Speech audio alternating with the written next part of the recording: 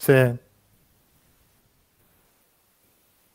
Cordiales saludos desde Madrid, me llamo Carmen Pastor y les doy la bienvenida a este ciclo de conversatorios de la Asociación SICELE que iniciamos hoy con la participación del reconocido autor y profesor, el doctor Daniel Casany. La Asociación SICELE es una iniciativa multilateral de instituciones de enseñanza de grado superior de países de habla hispana que empezó siendo un convenio marco multilateral en 2010 y que en 2017 tomó la forma jurídica de asociación.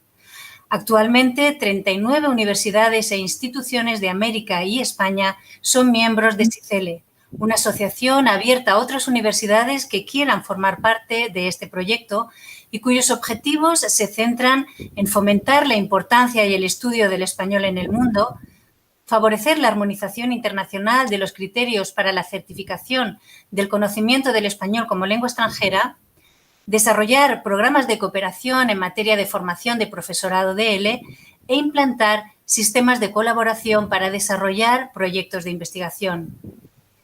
SICELE, el Sistema Internacional de Certificación de Español como Lengua Extranjera, cuenta con el sello SICELE, un sello de calidad que se concede a los diplomas o certificados de dominio de español que superan con éxito el proceso de evaluación del cumplimiento de unos estándares de calidad.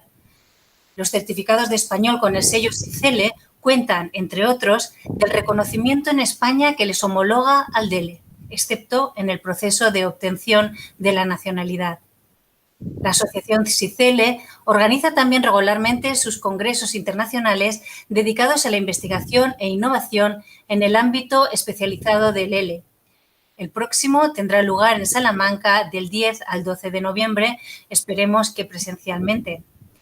Y en la misma línea, destinado a los especialistas de español como lengua extranjera, sea en el ámbito de la enseñanza, la evaluación o la investigación, iniciamos hoy este ciclo con un conversatorio organizado en esta ocasión en colaboración con el Instituto Cervantes y la editorial Anagrama, con el autor de El arte de dar clases según un lingüista, Daniel Casany, con el que conversaremos mi colega Carlos Valentini y yo misma sobre el reto de dar clase de lenguas y la evolución de este arte y oficio, en especial en los últimos tiempos.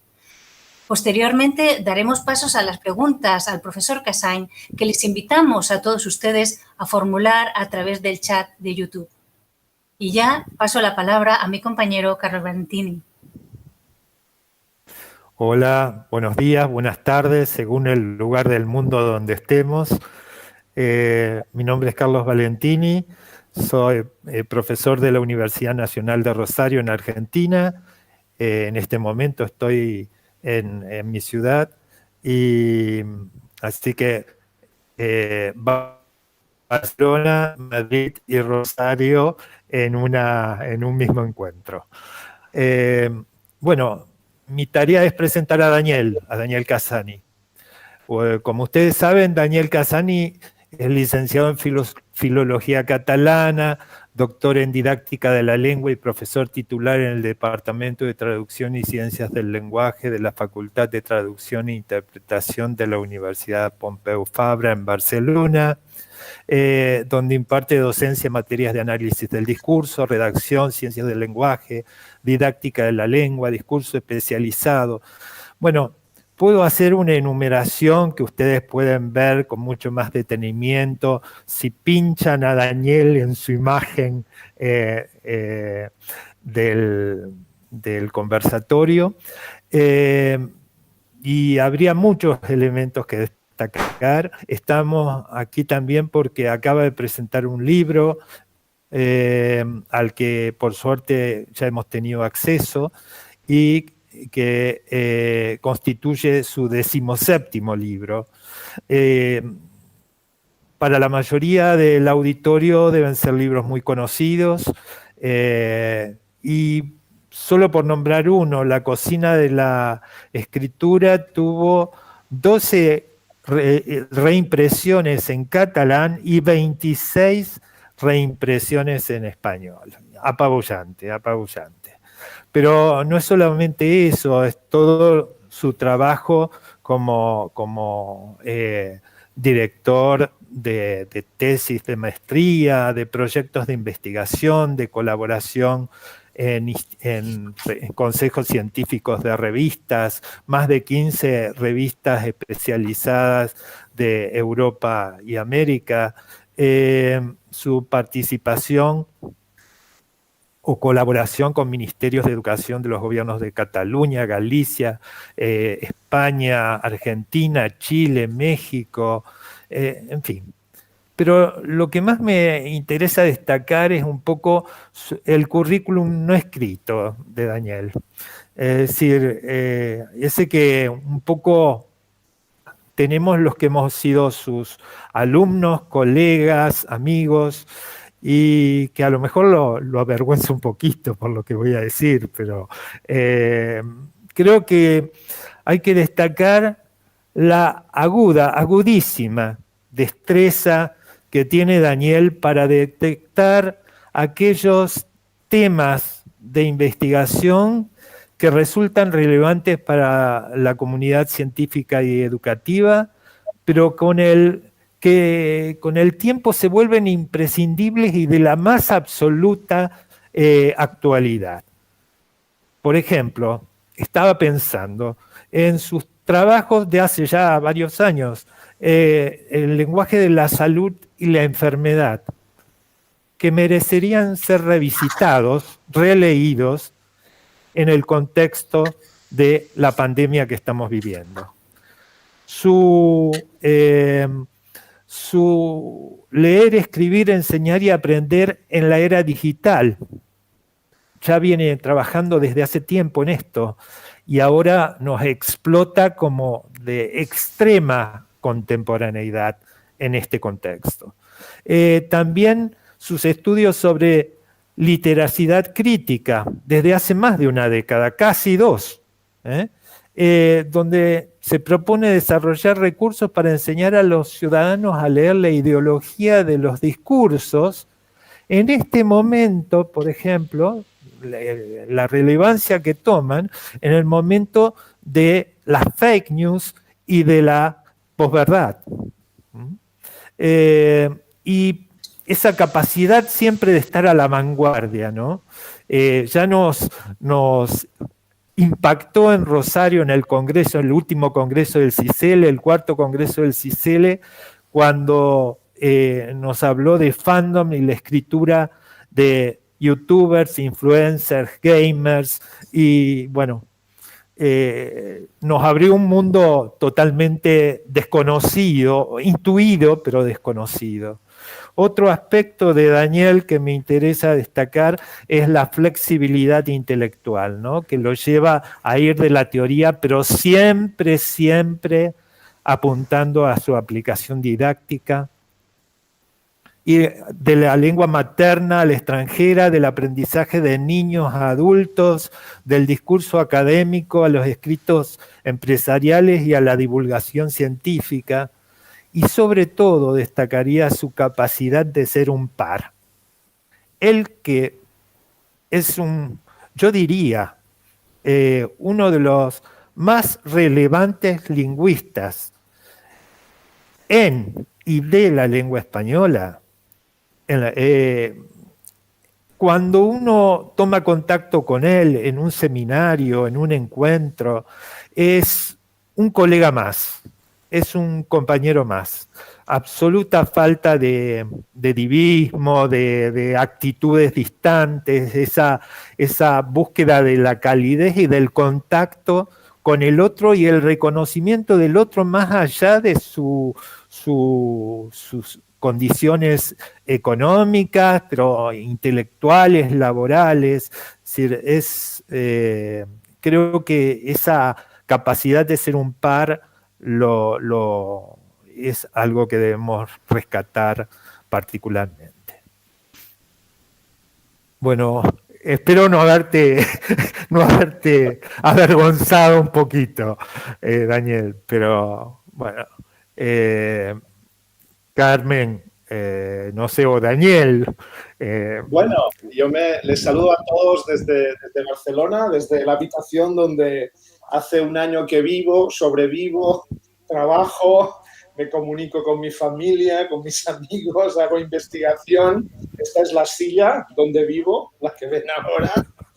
Y bueno, Carlos, muchas gracias por esta presentación, aunque voy a regañarte porque yo llevo tiempo haciendo dieta, entonces estoy engordando nuevamente con todo lo que has dicho, pero muy contento, aparte de esto, de saludarles a todos. Veo amigos de hace tiempo, colegas en el chat. Les saludo a todos y muy contentos de estar en este ciclo de conversatorios con Cicele, de poder también hablar de temas de actualidad y aprovechar también para presentar algo de este último libro. Estupendo. Daniel, yo también me sumo, pero sigo adelante. Planteándote una primera pregunta, tú nos estabas diciendo, en tu silla, todos sabemos cuáles han sido las consecuencias de esta pandemia que aún perdura, y centrándonos en el dar clase, en la forma de dar clase, ha cambiado a todos, a unos más que a otros menos, este confinamiento, y también es evidente que la tecnología ya estaba presente en la enseñanza de lenguas. Tú eres un gran ejemplo de esto, pero dinos, ahora parece que la tecnología se ha convertido en algo más omnipresente. ¿Crees que estos cambios que nos ha traído la pandemia, a los que hemos tenido que reaccionar de forma abrupta, corriendo, van a hacernos cambiar la forma de dar clase? ¿Va a quedarse algo? ¿Vamos a volver a cómo impartíamos clase antes del COVID? Pues yo creo que va a haber un antes y un después del COVID.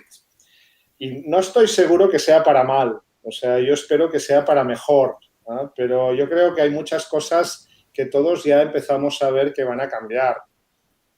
Yo creo que ya las reuniones de profesores en muchos casos van a ser en línea porque tienen mucha más asistencia, por ejemplo.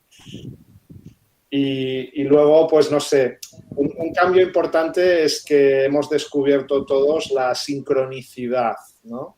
Que es lo que estamos viviendo ahora, ¿no? Esta sensación de que estamos compartiendo una realidad igual, un mismo momento, un mismo lugar, una propincuidad se llama, es el término que se utiliza, ¿no? Pero que hasta cierto punto es falsa, ¿no? Porque para mí son los 5 de la tarde en Barcelona, para Carlos, pues no sé qué hora será de la mañana en Rosario. En Madrid, a 600 kilómetros, pues tenéis la misma hora, pero no estamos cerca.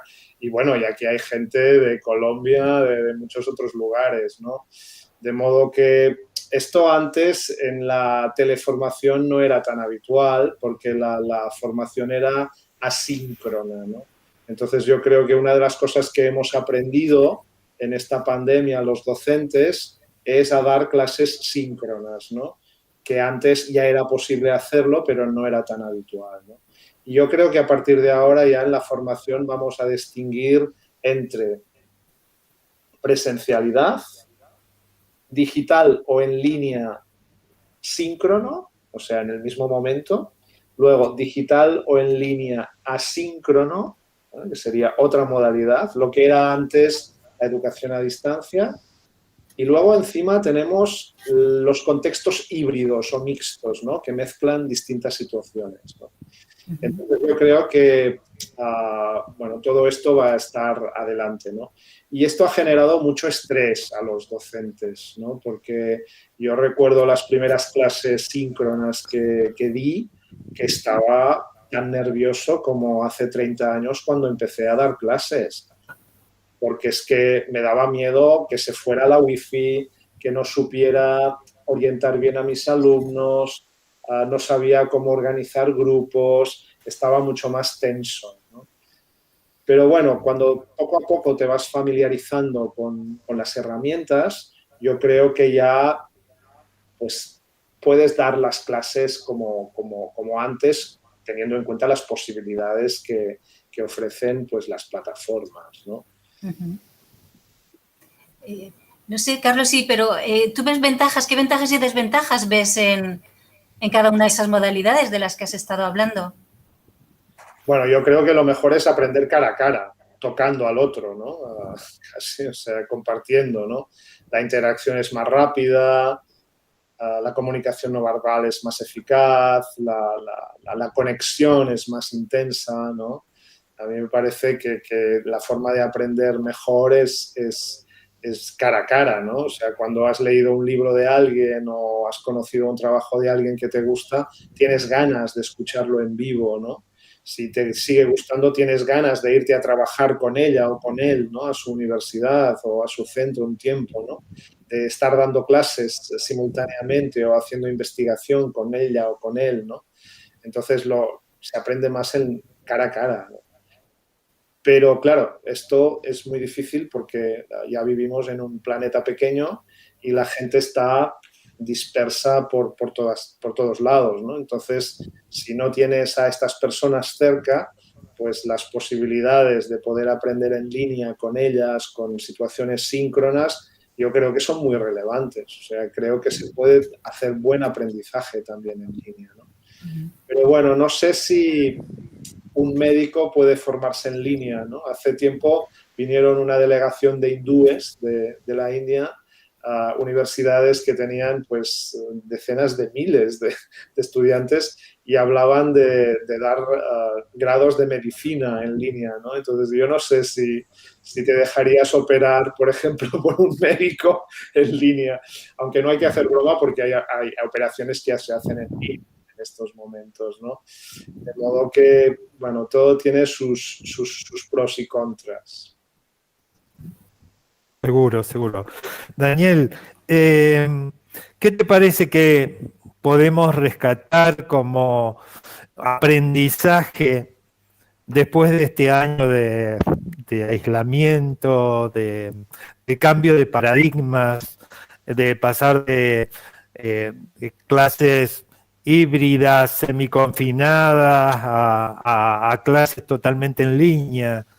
¿Cómo ves? ¿Qué hemos podido rescatar de todo esto? Bueno, yo te voy a hacer una confesión, lo que he aprendido yo, ¿no? Y luego la gente que vaya diciendo, o vosotros también podéis decir lo que habéis aprendido, ¿no? Yo, a ver, antes de la pandemia ya tenía cierta experiencia dando clases en línea porque durante algunos años estuve dando clases para un programa de formación universitaria en línea y daba algunas asignaturas y entonces, pues, pero era todo asíncrono. Entonces empecé un poco en esta línea, ¿no? Pero luego empecé a aprender, por ejemplo, a dar clases síncronas, o sea, en tiempo real, ¿no? Y a encontrarme a los alumnos pues durante 2 horas en una plataforma, en Zoom o en Collaborate o en Meet, y empecé a desarrollar pues una aplicación del aprendizaje cooperativo en línea, por ejemplo. Esto me llevó a tener que buscar información en línea, a ver cómo puedo hacer un puzzle, un rompecabezas en línea, cómo puedo hacer una conversación con fichas en línea, qué límites hay, qué posibilidades, ¿no? Qué opciones de compartir pantalla, de compartir la pizarra, de repartir recursos con mis alumnos, me ofrece la plataforma, ¿no? Entonces, esto ha sido un proceso muy rico y, de hecho, una de mis últimas conferencias es precisamente aprendizaje cooperativo en línea, ¿no? O sea, retos, posibilidades, etcétera. Luego hay otras cosas que también hemos tenido que aprender que yo creo que van a ser menos útiles, ¿no? Por ejemplo, dar clases con abrigo, porque las ventanas tienen que estar abiertas. En aquella época, en aquel momento en el que dábamos clase con los alumnos separados, ¿no? Y tú estabas allí abrigado porque hacía frío, ¿no? O intentar vocalizar con la mascarilla, ¿no? Que era una cosa terrible. Intentar que los alumnos entiendan la fonética con el bozal. Esto era increíble, ¿no? O ya hacer trabajo en grupo con distancia social. O sea, esto ya era para reírse, ¿no? ¿Cómo puedes hacer trabajo en grupo si los alumnos tienen que estar separados 1 metro, 1,5 metros, ¿no? Pues eran cosas... Y luego, claro, he tenido que reconvertir este modesto despachito que veis en un estudio de grabación. O sea, tengo que poner cortinas para que la luz no oscurezca mi imagen, poner un foco aquí, mis camisas floreadas las he tenido que cambiar por suéteres más austeros para de algún modo mostrar una imagen más seria. he tenido que sacar algún elemento poco decoroso que había en el fondo de la pantalla. Lo hemos tenido que hacer todo. Daniel, tú dedicas todo un capítulo a la clase digital, ¿no? A todo esto que comentas. Y algo que tú dices es que no es lo mismo, no se trata de dar una clase presencial que la haces a través de la pantalla, cambia mucho, cambian muchas cosas. Hablas también de los entornos virtuales de aprendizaje, también de ese entorno personal que el propio alumno se construye y que nos relega totalmente tanto de ser el único modelo lingüístico que tenga como la guía didáctica, ¿no?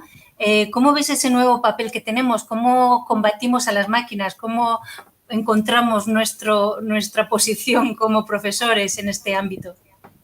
Yo creo que la pandemia lo que ha hecho es que estemos todos en la red y eso ha abierto la ventana o la puerta para conectar con muchos otros recursos que estaban en la red y que quizá cuando dábamos clase en el aula pues no los consultábamos tanto porque teníamos que irnos a la computadora, había que proyectarlo en la sala o cada alumno tenía que buscarlo por su cuenta y era más difícil, ¿no? Y en cambio ahora pues estamos todos conectados, estamos todos en línea y entonces a partir de aquí pues revisas todo, ¿no? Entonces eso profundiza en algo que ya había ocurrido antes y es que cada vez menos el profesor es el detentor, o sea, la persona que posee el conocimiento que tiene que aprender el alumno y es más un mediador, un curador, ¿no? O sea, alguien, un tutor, un asesor. O sea, no importa que nosotros expliquemos el subjuntivo o que nosotros digamos el vocabulario que hay que aprender. Hay muchos recursos en la red que lo explican y probablemente lo explican mejor que nosotros porque se han preparado profesionalmente y están muy, muy bien elaborados con imágenes, etcétera, ¿no? Pero los alumnos no los conocen. Entonces, nuestro primer trabajo consiste en seleccionar estos recursos de acuerdo con el perfil del alumno, o sea, en entender el alumno, saber cómo es, qué necesita, cómo aprende y ofrecerle el recurso más adecuado. Y esto es lo que llamamos curar, ¿no? De curador, ¿no? En el sentido no de sanar, sino de ayudar, de tutorizar, ¿no? Y luego la segunda función es la de mediar, la de ayudar, porque si al alumno le dejas con el recurso, no necesariamente siempre lo entiende del modo adecuado y lo sabe utilizar. Quizá con adultos, si estamos hablando de adultos de un cierto nivel sociocultural e intelectual, pues esto es más fácil, pero si estamos hablando de niños o de jóvenes o de personas con menos capacidades, muy probablemente los docentes también tenemos que mediar entre este recurso y el alumno, ¿no? Entonces, bueno, yo diría que lo que hace la tecnología es profundizar en tendencias que ya estaban aquí antes, ¿no? Pero bueno, luego también en línea tú tienes que gestionar muchas otras cosas que dependen de ti, ¿no? El acceso de los alumnos, tienes que formar a los alumnos para que sepan dónde ir, cómo utilizar. Si antes ya había una parte del trabajo del docente que era más administrativa, yo creo que en línea se incrementa esta parte, ¿no? Porque tienes que resolver muchos problemas que a veces dices, pero es que esto no es de español, esto es de tecnología o esto es de Collaborate o de Zoom. Entonces, pero tienes que hacerlo tú porque eres la persona que sabe más y es la que está más cerca del alumno, ¿no? Entonces, cambia un poco la orientación. Vos en la presentación del libro El arte de dar clases decías que es el libro que tenías ganas de leer o escribir desde hace muchos años. ¿Por qué? Porque lo busqué cuando yo lo necesitaba y no lo encontré. Cuando yo empecé a dar clases, que era muy joven, yo empecé a los 17, 18 años, ¿no? Cuando estaba estudiando en la universidad, pues yo buscaba, ¿no? Yo me di cuenta pronto que era muy importante lo de saber estar en la clase, ¿no? Lo de saber gestionar a los alumnos, mover a los alumnos, dar instrucciones, tener trucos para la clase, ¿no?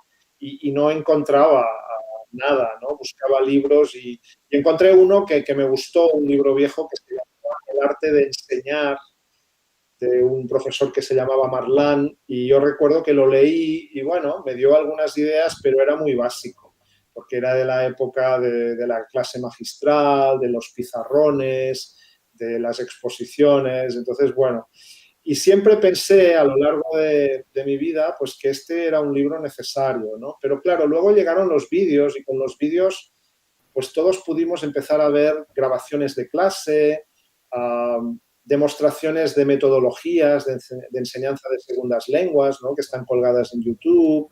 Y entonces empezamos a descubrir que había otros formatos que nos podían ofrecer modelos de enseñanza, ¿no? Pero claro, al mismo tiempo también te dabas cuenta que no es tan sencillo entender estos vídeos. O sea, tú ves un vídeo, pero es muy difícil a través del vídeo ver lo que pasa entre los alumnos, si los alumnos entienden o no las instrucciones, ¿no? Y entonces, pues bueno, en esta época de mi vida, pues me di cuenta que ya tenía un capítulo de instrucciones escrito, que había otro de aprendizaje cooperativo, y en un momento determinado surgió la posibilidad de escribir este libro, que la verdad es que estoy muy satisfecho porque me ha gustado mucho. No puedo decir lo mismo de todos los libros. O sea, todos los libros me gustan porque los he publicado, porque al final es el autor quien decide si los publicas o no, ¿no? Pero a veces hay algunos que te gustan más, a veces hay algunos que son encargos y los haces porque te toca, ¿no? Y en este caso, pues estoy feliz. En este libro, como comentaba antes Carlos, siempre que te leemos eres muy claro. Los lectores podemos ver claramente lo que estás intentando explicarnos, ¿no? Pero en este libro, sobre todo, has elegido un enfoque mucho más personal, con muchas anécdotas. Aunque hagas una revisión metodológica, lo plasmas de una forma como entretenida, si me permites, entrelazándole con tus propias experiencias, con la de otros compañeros. ¿Por qué has elegido este enfoque, digamos, más, no sé, más relajado, más de leerte en una tumbona, que puedes leerlo tranquilamente porque es muy entretenido, en vez de otros enfoques más académicos o científicos que tienes en otros de tus libros? Bueno, pues hay varios motivos. Primero, quizá porque me pareció que era mejor para el contenido del libro, ¿no? Quería ser un libro más cercano, más como experiencial, aunque se base en datos científicos, pero que sea más como una aportación personal, ¿no? Esta sería una razón. O sea, pensé que un libro académico pues no sería igual, sería mucho menos interesante, ¿no? De hecho, en un momento tuve una pequeña discrepancia con la editorial, no con Anagrama, sino con otra editorial que tenía que publicar inicialmente el libro, porque ellos querían que fuera más académico y yo pensaba que tenía que ser lo contrario. Y entonces fue cuando decidimos de mutuo acuerdo divorciarnos y las opciones, ¿no? Y el segundo motivo es que ya me aburren un poco los libros académicos y tengo que escribirlos yo, para ser sincero. O sea, ya llega un momento en el que dices, mira, ya he escrito muchos libros, ya estoy en la última parte de mi actividad académica profesional, que espero que dure mucho tiempo, no tengo ningún interés de dejar de hacer libros o hacer otras cosas, pero quiero hacer cosas divertidas, quiero hacer cosas que me diviertan y que diviertan a la audiencia, ¿no? Y entonces ya me toca escribir papers con mis estudiantes de doctorado que son muy, muy, muy duros, que tienes allí que picar piedra para conseguir que te publiquen. Y entonces digo, bueno, y aprovecho también para decir que ya, pues la mayoría de invitaciones que me hacen a veces, de que un capítulo para aquí, esto para aquí, pues, ya quiero hacer cosas más cachondas, ¿no? Se agradece porque también se lee, ¿verdad?, con más alegría.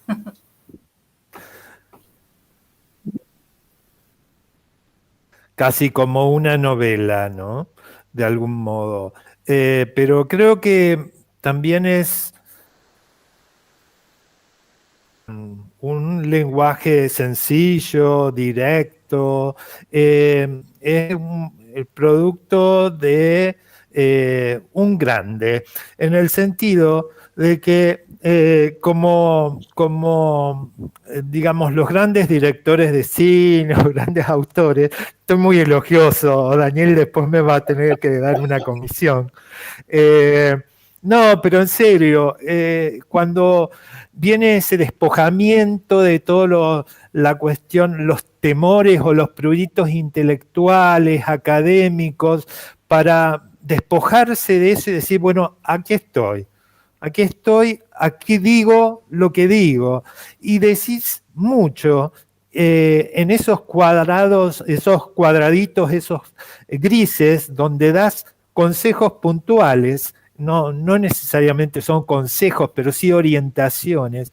¿Y qué es lo que el docente que va a una conferencia, a un seminario, es lo primero que pide o lo que más necesita, ¿no?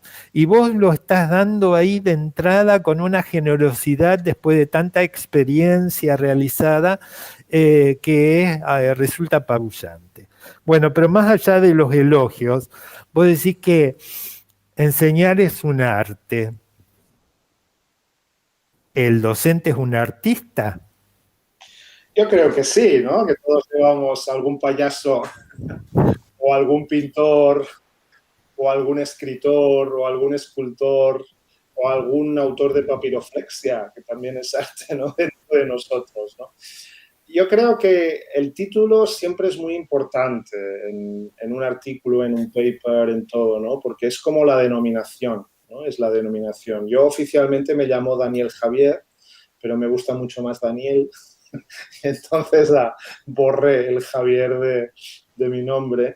Y es lo mismo, ¿no? O sea, un libro yo creo que es muy importante encontrarle el término adecuado, ¿no? Y entonces el arte me daba, por un lado, pues todo el significado, podríamos decir, más tradicional el arte del carpintero, el arte del herrero, el arte del botero, ¿no? El arte en el sentido del oficio tradicional. Pero la parte de artista, en el sentido más creativo o más de artes de élite, también me gusta, ¿no? Y reivindicar la idea que un docente pues tiene una parte creativa, una parte personal, yo creo que también es relevante, ¿no? Y que los mejores profesores que hemos tenido siempre han sido los que han sido más personales en el aula, ¿no? Que se les ha visto satisfechos dando clases, mostrándose como son, haciendo cosas muy bien, algunas otras quizá no tan bien, porque no eran su fuerte, pero con mucha honestidad, ¿no?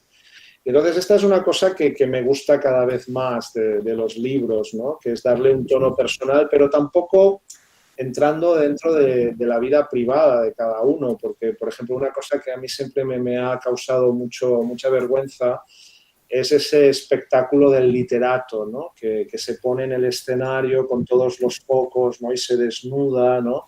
Su vida privada, sus experiencias personales. Entonces, yo en este sentido me siento mucho más científico, ¿no? Que es un tipo mucho más avergonzado, ¿no? Que oculta su persona fuera de la cancha, ¿no? Fuera del escenario. Tiene un ego y unas necesidades tan grandes como cualquier otro, ¿no? Pero me siento más cómodo en esta mirada, ¿no? Y entonces, por ejemplo, en este libro en concreto, una cosa que varias personas ya me han comentado es que les ha gustado mucho el primer capítulo, ¿no? Que se titula El primer día. De hecho, es el primer día. O sea, es el primer día que das una clase, el primer año que empiezas a dar clases, ¿no? ¿Y qué te pasa, ¿no? Y entonces, casualmente, pues he puesto como cita una cosa que me dijo una vez, hace decenas de años, la madre de una colega mía, cuando estaba en los últimos años de su vida profesional y estábamos en el primer día de clase y estaba muy inquieta y me dijo, mira, me parece increíble que con 40 años de experiencia dando clases, todavía me tiemblen las piernas antes de entrar en clase el primer día. Y me ha quedado grabada esta frase a lo largo de mi vida y la he recuperado curiosamente para este libro y me parece preciosa, porque explica cómo el hecho de esas inseguridades y esos temores que tienes antes de conocer a tus alumnos son reales y perviven cada año, ¿no? Y no son malas, no son malos, ¿no? Porque es una forma de mostrar tu preocupación y tu interés por ¿no? Entonces, me ha gustado que el libro sea así, ¿no? A veces son anécdotas mías, a veces son anécdotas prestadas. O sea, el escritor es como un pulpo que se apodera de las ideas de todos, ¿no? Entonces, algunas de las anécdotas más divertidas que aparecen en el libro son de amigos míos que me las han contado y me han dado el permiso para explicar. El ejemplo de esta profesora, yo creo que es algo, un sentimiento que hemos tenido todos y seguimos teniendo. Vos también lo debes seguir teniendo frente a determinada clase, frente a determinado tema, antes de entrar a clase, incluso yo doy clase los lunes, ¿no? A primera hora de la mañana. Y ya el domingo empiezo a sentir como una cierta inquietud, una cierta angustia, como los nervios antes de entrar a escena. Creo que tenemos mucho de artistas. También lo que vos decís del curador, ¿no? La tarea del docente como curador de los materiales. Es decir, hay mucho de artista, creo, en nuestro métier. Carlos, tenemos en el chat, ¿verdad? Han entrado algunas preguntas de los colegas. He estado tomando notas, cumpliendo con mi rol, Carmen, así que si quieren podemos pasar a introducir estas preguntas. Nuestro colega de la Comisión Académica, Gustavo Jaramillo, de Colombia, nos pregunta por qué tu libro se llama El arte de dar clase. Bueno, en parte ya lo he explicado, ¿no? Yo creo que un título tiene que ser transparente, tiene que ser motivador y tiene, bueno, que poder decir mucho con pocas palabras, ¿no? Entonces, el arte de dar clase era una manera de referirme al arte de enseñar, que es este libro que ya he mencionado, que yo conocí hace años, que creo que sigue vivo, que se sigue vendiendo. Pero, claro, es muy importante el cambio de enseñar a dar clase, ¿no? Porque ya no es lo mismo, ¿no? Dar clase no es enseñar. Y, de hecho, hoy tendría que ser el arte de aprender, pero, claro, el arte de aprender te llevaría para otro tema, ¿no? Que no sería para un libro para profesores. Y entonces, por eso puse el arte de dar clase, ¿no? Con la idea de que damos clase, pero el objetivo no es enseñar, el objetivo es hacer actividades o hacer gestión para que los alumnos aprendan dentro de clase, ¿no? Este es el punto clave, ¿no? Y luego una cosa que es muy importante es este paréntesis que pone según un lingüista, que a mí me parece gracioso, ¿no? Implícitamente, es como aquello, una notita, ¿no? De perdón, pero porque significa que podrían existir muchos otros libros, ¿no? Que se titularan pues el arte de dar clase según un psicólogo, según un pedagogo, según un médico, según un payaso, según etcétera, ¿no? Con todos, ¿no? Y esto lo que hace es orientar en la línea de que, bueno, mi visión de lo que es una clase, pues evidentemente está determinada por mi condición de filólogo, de lingüista, y la manera de presentar el libro es enfatizando la importancia del lenguaje como objetivo de aprendizaje, que es lo que nos interesa ahora, porque somos una asociación pues, vinculada con el español como lengua extranjera y con la evaluación y la enseñanza y el aprendizaje del español, pero el libro también se dirige a profesores que no son de español o que no son de idiomas. Y esta es la idea, ¿no? Sobre todo profesores que consideren que el lenguaje es muy importante en sus clases. Claro, yo creo que efectivamente saber química o saber sociales o saber derecho es básicamente también conocer el lenguaje de la química, de las sociales o del derecho, ¿no? Entonces, si el profesor tiene este punto de vista, yo creo que el libro de El arte de dar clases según un lingüista le puede interesar, ¿no? Porque sí que hay una parte específica para profesores de idioma, pero la mayor parte del libro es para profesores en general, ¿no? Esta sería la funcionamiento. Comentaba que Robert Galison en París habla mucho de varios factores que afectan el proceso de enseñanza-aprendizaje y él menciona cosas como la hora en la que se da la clase, por el momento del día, el clima, la edad de los alumnos, etcétera. De todos estos factores, ¿por qué? Bueno, yo creo que lo más importante son los alumnos, ¿no? El perfil de los alumnos. O sea, en la enseñanza actual, en la educación actual, yo creo que una idea central es que el núcleo de la clase es el alumno, o sea, el centro de la clase es el alumno, ¿no? Y nosotros, a los docentes, lo que hacemos básicamente es trabajar con ellos, ¿no? Una bonita metáfora sería la del médico, ¿no? O sea, el médico, bueno, es el profesional que se forma y que está a cargo en los hospitales, pero el centro de la actividad es el enfermo. O sea, el médico básicamente trabaja con el enfermo, ¿no? Y es el enfermo el que luego lucha con la enfermedad, ¿no? Esta es la idea, ¿no? La idea humanista, ¿no? Que también queremos entender en la educación, ¿no? Entonces yo creo que lo más importante es pensar en el alumno, ¿no? Quién es, si está voluntariamente o no en clase, qué le interesa, porque le pueden interesar cosas muy distintas del español, cómo aprende, ¿no? Cómo le gustaría aprender, cómo aprende mejor.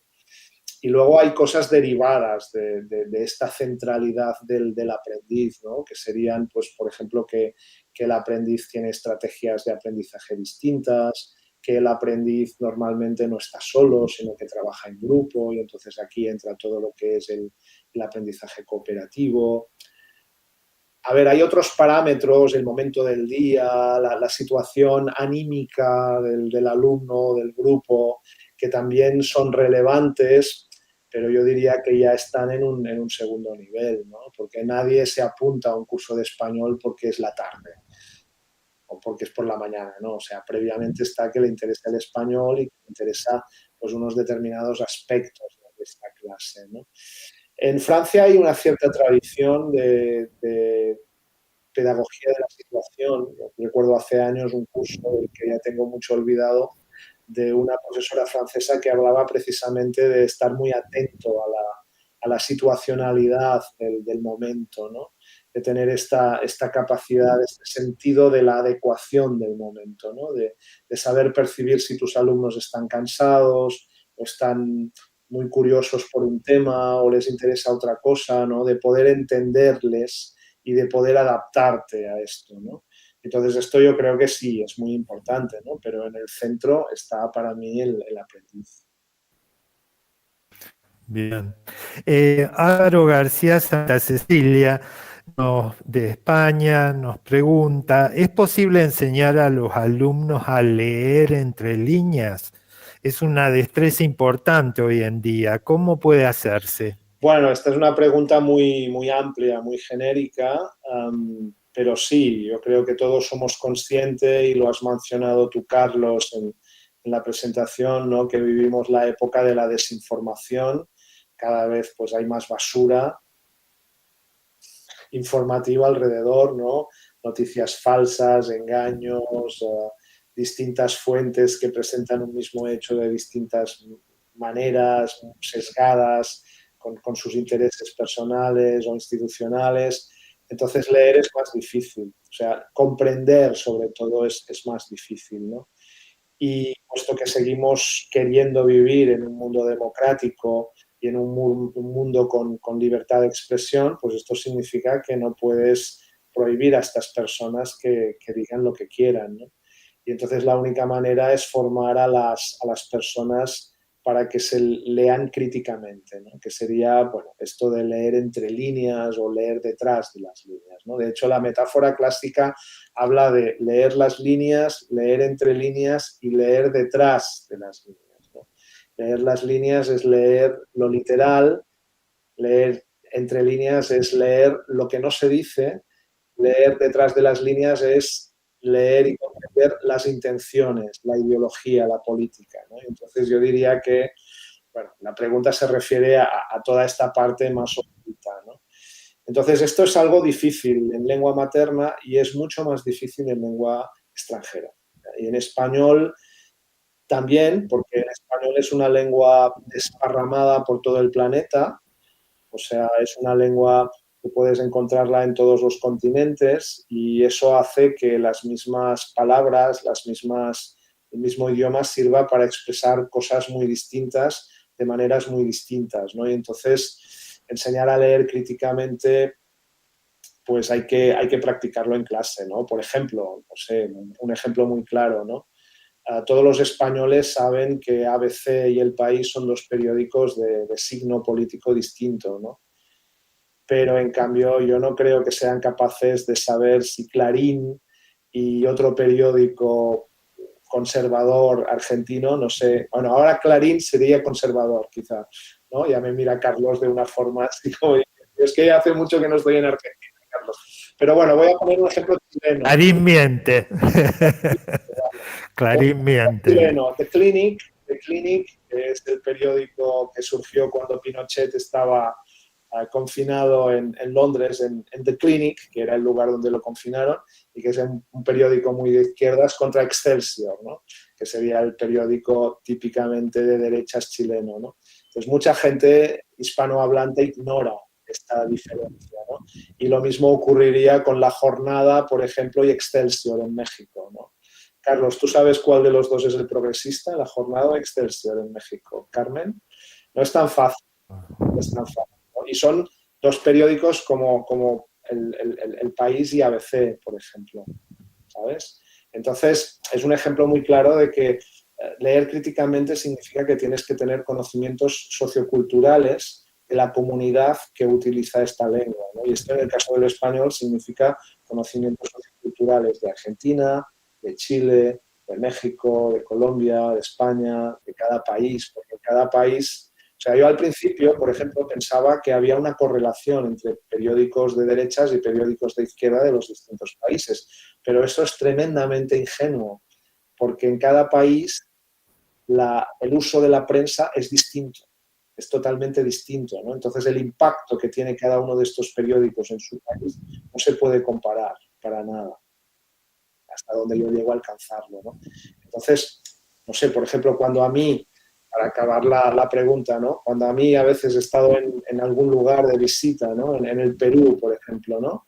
La primera vez que estuve, ¿no? Y me vino una persona y me dijo, ¿le podemos hacer una entrevista de este periódico? ¿No? Yo dije, sí, claro, ¿no? Pero me pregunté, bueno, ¿y este periódico? ¿Qué será? ¿Será ABC o será El País? O sea, ¿será un periódico de derechas o de izquierdas? ¿No? Y no cambian mis respuestas, pero está bien saber para quién hablas, ¿no? Entonces lo que hacía sería, lo que hice fue ponerme a leer el periódico y empezar a leer noticias internacionales para ver cómo hablaban. Por ejemplo, cómo hablaban de Israel y de los palestinos, cómo hablaban del mundo árabe, cómo hablaban de Estados Unidos, cómo hablaban de Europa, entonces cómo hablaban del aborto, por ejemplo, del matrimonio gay, y entonces a partir de aquí claramente ya veía pues por dónde iban y podía dar una entrevista más acorde con el medio. Marta Muñoz nos pregunta si el portfolio será la herramienta de evaluación del futuro en un contexto totalmente online. ¿Por dónde crees que pasa la evaluación online en el futuro? Es una buena pregunta. Claro, el problema de la evaluación online es que evidentemente pues los exámenes memorísticos y los tests tienen muchas dificultades técnicas y éticas, ¿no? Técnicas, en primer lugar, porque hay hay que garantizar una manera de que los alumnos, estén donde estén, puedan acceder al test y puedan hacerlo sin acceder a Internet, ¿no? Y esto técnicamente se puede hacer, pero tiene muchos problemas éticos que, por ejemplo, en Europa no se permiten. Este es un debate que hemos aprendido precisamente en la pandemia, en las universidades, porque pues, muchos profesores querían hacer exámenes tradicionales o de respuesta múltiple, pero para eso era necesario que evidentemente a los alumnos no pudieran acceder a Internet o no pudieran pasarse las preguntas por el teléfono móvil, por WhatsApp, ¿no? Entonces, para eso había que pues, crear un entorno cerrado, había que bloquear los ordenadores de los alumnos para que no pudieran acceder a Internet, había que buscar sistemas para garantizar que los alumnos no defraudaban con un cambio de identidad, por ejemplo, pues pidiéndoles que mostraran su DNI, la foto del DNI y su cara frente a la pantalla, grabar el examen para que quedara registrado. Entonces, todo eso es muy difícil porque choca contra leyes de privacidad que hay aquí en España, en Europa, y entonces no era posible. Entonces, contra esto ha empezado a tener más fuerza pues todos lo que son los sistemas de evaluación más continuados, más basados en las evidencias naturales, ¿no? Que sería el caso del portfolio, ¿no? Y entonces sí, es un giro interesante, ¿no? Como apunta la autora de la pregunta, y yo no sé lo que va a pasar. Yo creo que aquí hay percepciones muy distintas según las materias, ¿no? Entonces, por ejemplo, en el caso del español como lengua extranjera, yo creo que la mayor parte de los profesores no tenemos problema en aceptar, por ejemplo, que los alumnos demuestren su competencia lingüística grabándose un vídeo, por ejemplo, hablando de cosas actuales o mostrando un periódico del día de hoy para garantizar que son ellos y que es del día de hoy. Y hacer un escrito, por ejemplo, como pruebas de su competencia lingüística, ¿no? Pero claro, es muy distinto, por ejemplo, con otros ámbitos de derecho, de ciencias naturales, que tienen otras tradiciones y el portafolio no está tan extendido, ¿no? Entonces, yo creo que es muy imprevisible lo que va a pasar, pero muy probablemente esta pandemia y este confinamiento han favorecido el portafolios y yo me alegro de ello. Como la autora de la pregunta. Acaba de Argentina, dice, en la formación docente es muy complejo generar el conocimiento disciplinar y luego convertirlo en conocimiento didáctico para escuela media. Proceso en la virtualidad. Esta es una pregunta muy situada en Argentina, entiendo, y bueno, escuela medias, entiendo que se refiere a la formación inicial de profesores, ¿no? Sí. Bueno, habría que ver las condiciones en que trabajamos, ¿no? Por ejemplo, las condiciones aquí en España no necesariamente son muy buenas. Yo estuve 5 años trabajando en este contexto hace ya varias décadas, y en aquel momento yo tenía centenares de alumnos en la clase, centenares. Entonces era realmente muy difícil, con muy pocos recursos, ¿no? Muy pocos recursos. Yo creo que un ámbito para ofrecer una respuesta concreta y no quejarme solo, un ámbito claro sería todo lo que es el aprendizaje cooperativo, o sea, todo lo que sería pues, que los alumnos, futuros profesores, desarrollen actividades en grupo, trabajando, por ejemplo, con estudio de casos, con problemas para resolver, con metodologías muy activas, muy participativas, centradas en el alumno. Pero esto no es fácil si el docente no lo conoce, ¿no? O sea, hay un proceso importante de familiarización con estas metodologías, de práctica, de ensayo y error.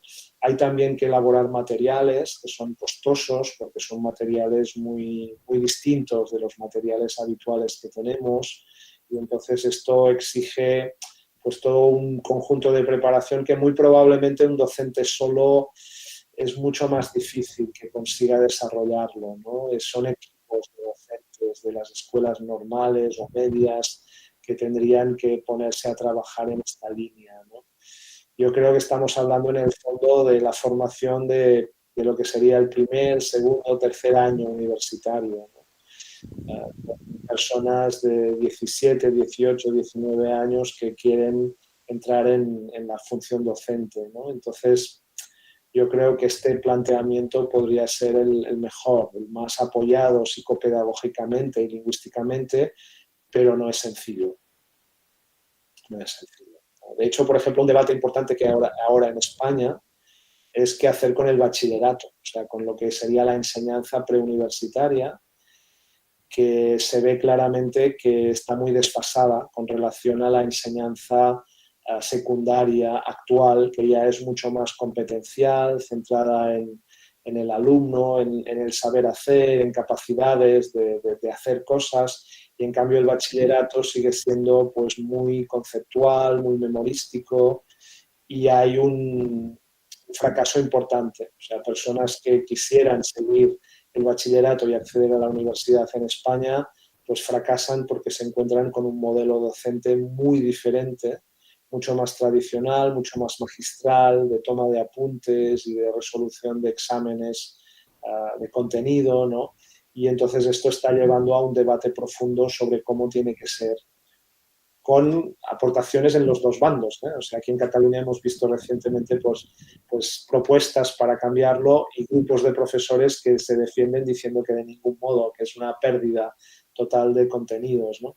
Entonces es algo, es un tema caliente, o sea, no es una pregunta sencilla. Bien. Un colega de Colombia, Jorge Enrique Cuellar Agudelo, pregunta cómo gestionar las emociones en una clase en línea. Él lo focaliza en medio de la situación política y social que está viviendo Colombia en este momento. También yo lo extendería a distintas situaciones vinculadas a la epidemia, al COVID, digamos, a las muertes familiares, a las enfermedades de los grupos familiares, de las parejas, de los estudiantes, en fin, es un tema complejo, ¿no es cierto?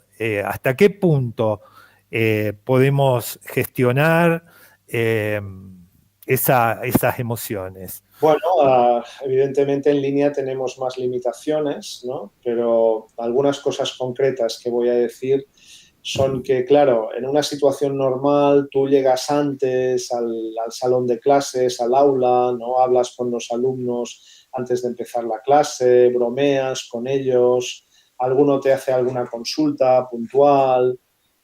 En los momentos de break, de descanso, pues también hablas con uno, con otro, les preguntas cómo están ustedes, qué tal les va, cómo, qué estás haciendo, tal. Después también, ¿no? Ellos están en el centro, hablan contigo, ¿no? Entonces, claro, cuando esto se transforma en tengo una clase con el profesor de 10 a 12 los martes y punto, de modo que tengo que conectarme a las 10 y a las 12 se acabó, pues esto es terrible, ¿no? Porque no hay espacio, estos espacios se pierden, ¿no? Entonces, no sé, yo creo que es muy importante, por ejemplo, yo lo que hacía en el último curso que di es que me conectaba siempre media hora antes y estaba después casi una hora más, ¿no? Entonces, esto significa que una clase de 2 horas se convertía casi en una clase de 3 horas y media o en una actividad de 3 horas y media, más allá de la preparación previa que yo tenía que hacer, ¿no? Pero los alumnos lo agradecían mucho, ¿no? Porque se comentaban antes, hablábamos un poco, bromeábamos, ¿no? Algunos colegas míos también lo que hacen es proponer pues una especie de vermú o de café informal, el mismo momento del día y de la semana, una vez a la semana, ¿no? Por ejemplo, pues no sé, los viernes o los lunes, de 11 a 12, ¿no? O sea, tomar un café los que quieran, ¿no? Y entonces tú te conectas y estás allí, ¿no? En línea. Si alguien quiere entrar, pues hablas y charláis, y si no, pues tú vas trabajando, tú estás conectado, pero vas trabajando en otras cosas, ¿no? Pero estás allí, ¿no? Y la gente puede venir a conectarte, ¿no? Entonces esto me parece muy, muy importante, ¿no? Muy importante por defecto, sin que haya otros problemas, ¿no? claro, cuando después ya añadimos toda una serie de situaciones, pues de pandemia, de problemas familiares derivados de la pandemia, ¿no? De salud o de otras cosas, ya la situación actual en Colombia, que es terrible, ¿no? O sea, cuando miras las noticias y hablan de Cali, de todo lo que está haciendo la policía y tal, es terrible, ¿no? Pues entonces entramos ya en una situación claramente de crisis, ¿no? En la que yo creo que necesitaríamos apoyo psicológico, claro, y orientaciones ya, porque esto no es un problema didáctico, o sea, esto ya es una cosa más grande, ¿no? Y con eso no estoy escabullendo el bulto, ¿no? Todo lo contrario, o sea, yo considero que la escuela está al servicio de la población, ¿no? Y que los docentes somos servidores públicos y que entonces tenemos que ayudar a la gente, ¿no? Y tiene la escuela que servir y la formación de él también para de algún modo reducir las diferencias sociales entre los más vulnerables y los más agraciados, ¿no? Entonces, bueno, yo creo que lo mejor es ofrecer empatía al alumno, ¿no? Facilitar las cosas, ¿no? De nuestro modesto ámbito, que es la enseñanza BL o la enseñanza de nuestra materia, pues facilitar, flexibilizar las fechas de entrega, estar siempre presentes, ofrecer tutorías, ¿no? Por ejemplo, bueno, oye, cuando quieras tú me escribes, yo hablo contigo y hablamos y a ver, y interesarte por la parte personal de los alumnos, ¿no? O sea, no vas a poder solucionar los problemas que tienen los alumnos, pero creo que sí que puedes conseguir que los alumnos estén más cómodos en clase, sabiendo que, bueno, pues que tú entiendes su situación y que intentas adaptarte. Sonia Toledo, desde Valparaíso, Chile, comenta, la escritura académica podría ser para muchos una de las áreas más pertinentes o en línea para el formato digital. ¿Cómo dialoga este libro con alguno de los anteriores, este nuevo libro tuyo, ¿no? Con libros anteriores también tuyos? Bueno, pues, Ex- a ver, el libro actual toma algunas ideas y las plantea de otra manera, ¿no? O sea, yo nunca había escrito un libro sobre dar clases de esta manera global, ¿no? Sí que había escrito quizá algunos apartados de mi libro gordo Enseñar Lengua, ¿no? Con Marta Luna y Gloria Sanz, que es un libro de 600 páginas del año 92, pues sí que tenía allí una parte de cómo programar, de cómo organizar la clase, pero era muy pequeña, ¿no?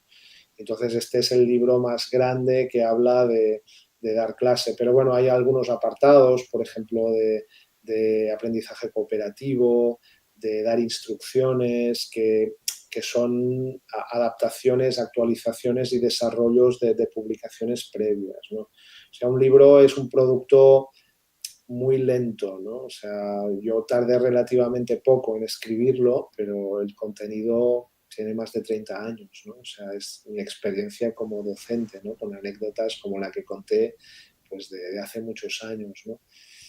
Entonces es un producto de maduración, como un vino añejo, ¿no? Diríamos. Hay una parte que es la parte más estrictamente de trucos, de ideas para las clases, que yo creo que en algunos casos en parte se pueden encontrar en algunos artículos míos o en algunos libros previos, ¿no? Pero es un libro nuevo, por otra parte, ¿no? También porque, bueno, pues todo el componente digital pues es relativamente actual y la pandemia lo ha puesto más encima de la mesa, ¿no? Luego, la primera parte de la pregunta, que hablaba de la escritura, pues sí, en principio la escritura es una de las enseñanzas o de los contenidos que yo creo que es más permeable a tratarse en línea, ¿no? E incluso en un formato asíncrono. De hecho, la primera asignatura que yo tuve que impartir en línea, ¿no? O sea, yo llevo como más de un año ya dando clases en línea solo, ¿no? De variado tipo. He dado algunas clases híbridas, donde tenía algunos alumnos en clase y otras en la pantalla, que es más complicado todavía.